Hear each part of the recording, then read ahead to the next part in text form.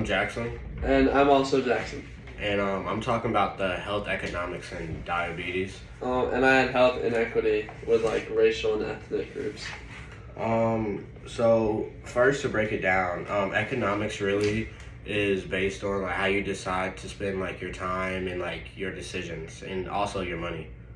And then for health inequity, it's like how certain groups of people are more at risk for diseases, but they have less ability to get treatment. This could be in like preventable diseases or treatable diseases. And there are things that like it's like an unfair situation. It would be an example of inequity. Um, Decisions are based on like your current health state within like whichever population that you're in. So if you're in South Africa, you're obviously going to have different like things that you're going to have to worry about compared to if you're in like Florida or something like that. And it's mainly based on supply and demand for like businesses. So businesses are going to try to get the best bang for their buck.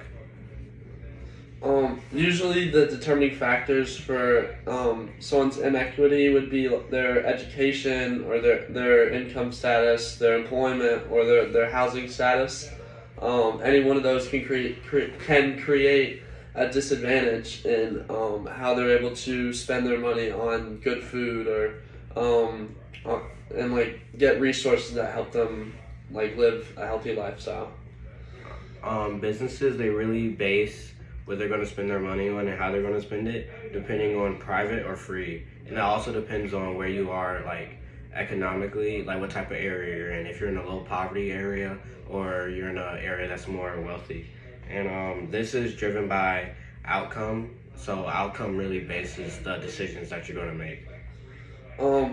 And then I did some extra research. I used Diabetes UK, and it said that people from African, Caribbean, and South Asian backgrounds were at risk of developing type 2 diabetes from the age of 25, whereas like a white population maybe in America or in the UK or in Europe would be like somewhere around 40. But like these people seem to be at a disadvantage maybe with their climate or their society or their community like status. Two examples that I found was there's a blindness disease in Africa that it costs around $30 for you to make medicine for people to not have the disease, and that was like something that was free mainly because the supply and the demand, the cost of it wasn't as much, but the demand of it was actually pretty high, so it was a good bang for the buck on the business wise. Then the other example was schizophrenia. It costs around $6,000 for you to help people with like schizophrenia for them to get medicine, and that's more of a private thing from an economic standpoint. And then the last thing that I found is that family history and social and environmental factors play a big role.